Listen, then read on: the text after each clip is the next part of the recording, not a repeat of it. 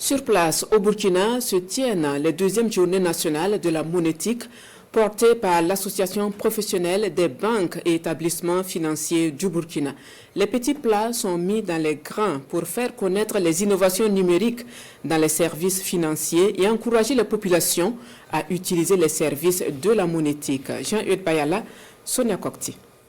Les Journées nationales de la monétique, deuxième édition, s'ouvrent pour 48 heures. Des expositions, conférences et ateliers, entre autres, prévus. Les acteurs se penchent sur les enjeux et impacts de l'avenir de la monétique dans un environnement digitalisé. Nous avons eu l'occasion lors de tous des stands de voir pas mal d'innovations proposées aussi bien par les banques que par les opérateurs de téléphonie. Sur le plan national, il y a pas mal de chantiers. Dans ces procédures que nous utilisons tous, il y a nos interactions avec les différentes banques. Donc toute question relative à la digitalisation, notamment dans nos relations avec les institutions financières, intéresse au premier degré le ministère. On a aujourd'hui 45% de nos populations qui sont hors du circuit financier.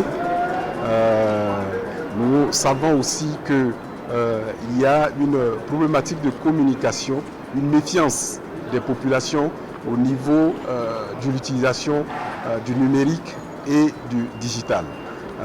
Donc ces journées nous permettent d'éduquer nos populations, de faire en sorte qu'ils aient confiance aux produits digitaux que nous proposons.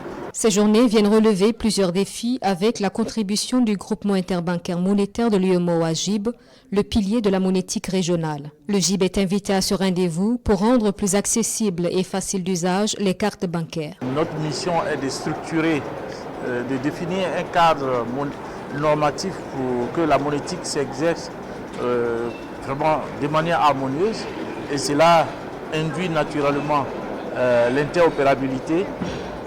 Et donc, lorsque le comité monétique national nous a informé vouloir organiser des journées nationales de la monétique, on a été naturellement très partants. Nous encourageons d'ailleurs les autres comités monétiques nationaux dans les autres pays de l'UEMOA de faire de même. Le président a aussi rassuré donc, la population qui va inviter donc, le gouvernement à travailler, c'est que donc il puisse avoir plus d'utilisateurs au niveau de ces cartes.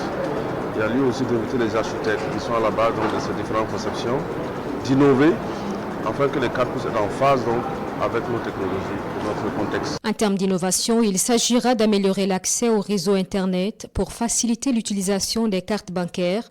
Il s'agira également d'adapter le fonctionnement du domaine au contexte numérique actuel.